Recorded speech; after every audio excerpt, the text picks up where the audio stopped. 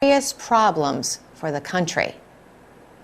Along many of the hillsides in Burundi's northern Ngozi province, workers are digging and planting. They hope to stop fertile soils from sliding away. The United Nations World Food Program is currently paying more than 5,700 local farmers to work other people's lands.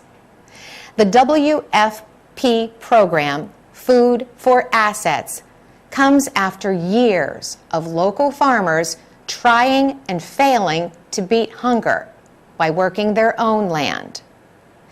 50-year-old Matthias Bukuru is one of the farmers. He says that the $1.25 wage he earns is a large amount compared to what he used to earn. He describes his former farming life as self-enforced slavery. He made just 12 cents a day, and he and his family went hungry. The Burundian Civil War ended in 2005 after 12 years of fighting. The conflict left much fertile land untended.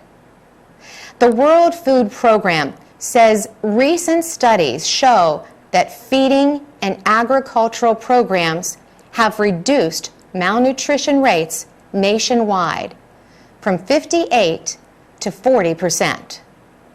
The WFP says Burundi's government wants to wipe out hunger in the country.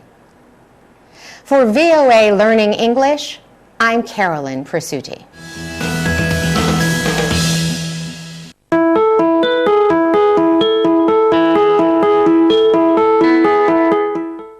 From VOA Learning English, this is the Economics Report. Greeks will hold elections soon because their parliament failed to elect a new president. Some Greek citizens say they are not looking forward to the elections. Susanna Steiner is one of them. She says the vote should not be happening now. It is the worst time for the economy and for security, she says, and everyone is unhappy. Takis Voltsis is a businessman who agrees with Susanna Steiner. He says the government should have been left to do its work. But he says now that early elections are set for January 25th, Greeks will have to decide whom to vote for. The new Democratic Party of Prime Minister Adonis Samaras controls what has been the ruling coalition in Greece. But the Syriza party is more popular in opinion surveys. Syriza says that if it wins control of parliament, austerity will be history. For years, the government has cut spending in an effort to solve a major debt crisis. Alexis Tsipras is the leader of Syriza. He says the new election will be the beginning of the end for the current leadership. He says the government sank Greece into poverty and worsened unemployment. The Syriza party says it wants to renegotiate two economic rescue plans worth nearly $300 billion. The financial aid came from the European Commission, the European Central Bank, and the International Monetary Fund. They made the aid dependent on Greece enacting strong measures aimed at ending its financial problems. Opponents, however, say the spending cuts and tax increases have harmed the country. Greece now has an unemployment rate of more than 25%. For VOA Learning English, I'm Carolyn Presutti.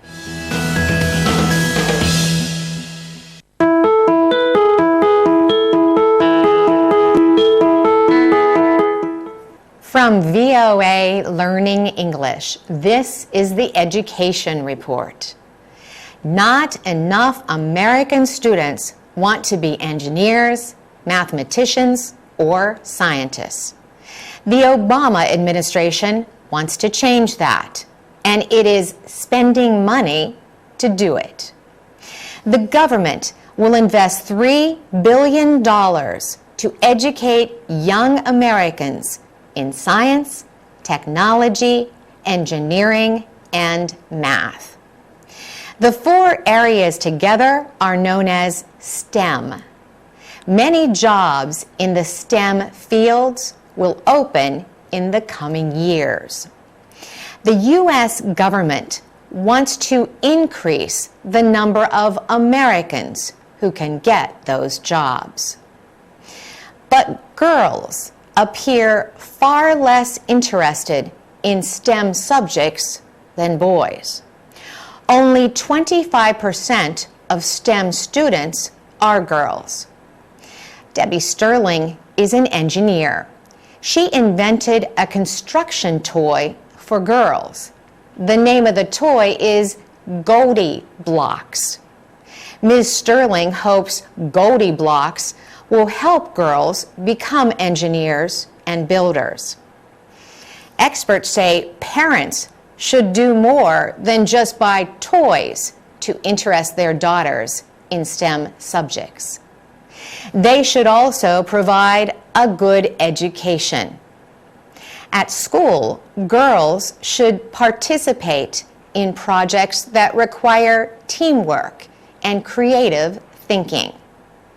Women in scientific and technical jobs are also working to encourage young women to explore STEM. One is Anu Tiwari. After she had a daughter, she started Technovation Challenge. Technovation offers girls around the world the opportunity to learn how to start a company and become high-tech inventors. Since 2009, over 2,000 girls have developed mobile phone applications. There's a good chance that soon more young women who use mobile phones will also develop programs for them.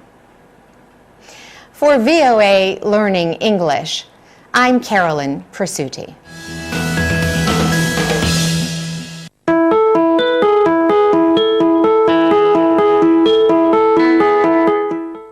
From VOA Learning English, this is the Health Report. If asked what was the most important health story of 2014, there would be little debate. Ebola has killed more than 8,000 people and infected more than 20,000. These numbers come from the Centers for Disease Control and Prevention in the U.S. and the World Health Organization. But this is not the first time the world has heard of Ebola. Every 10 years or so, it would appear in African villages and kill people. The Ebola outbreak that began in 2014 is very different than all that came before. This time, Ebola sickened thousands of people in West Africa. The Ebola outbreak began in rural Guinea, spread to the capital, and crossed into Sierra Leone and Liberia. Misunderstanding, miscommunication, and fear grew with the number of cases. Governments answered that fear by putting infected people in restricted areas. But they also increased education efforts. Today, health workers continue to go door to door looking for possible cases. Ebola has shown the weaknesses in healthcare systems in some of the affected countries. VOA Learning English spoke to a doctor who got Ebola while working with HIV/AIDS patients in Liberia. Dr. Rick Sakra says a broken healthcare system is the biggest issue in Ebola-affected areas. But there is progress in efforts to fight the disease. French researchers are developing an Ebola test to provide results in 15 minutes. The current Ebola test takes 24 hours. Japan and the US are also working on faster tests, and Swiss researchers are trying to develop a vaccine to prevent Ebola. For VOA Learning English, I'm Carolyn Presutti.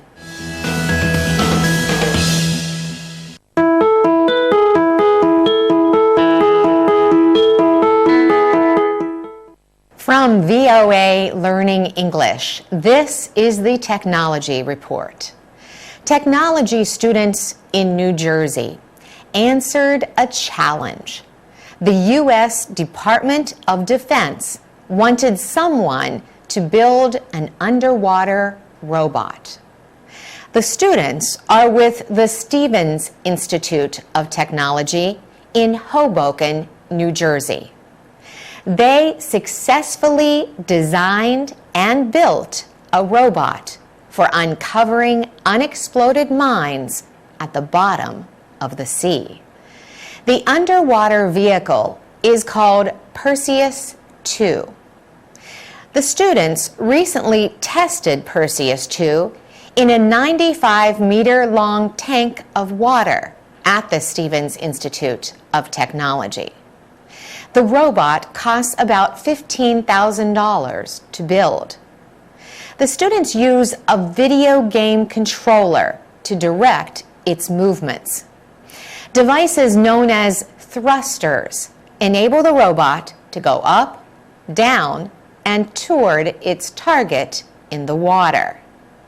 Video cameras on the robot send images back to a computer through a 13-meter-long cable. Perseus 2 also has a set of lasers. They are used to measure the size of an object. The robot is the creation of 5 undergraduate students. They worked over 6 months to design and build Perseus 2. Michael DeLorne supervised the project. He says the specialized requirements of the robot were demanding. For example, it has to determine if an object in the water is dangerous or not.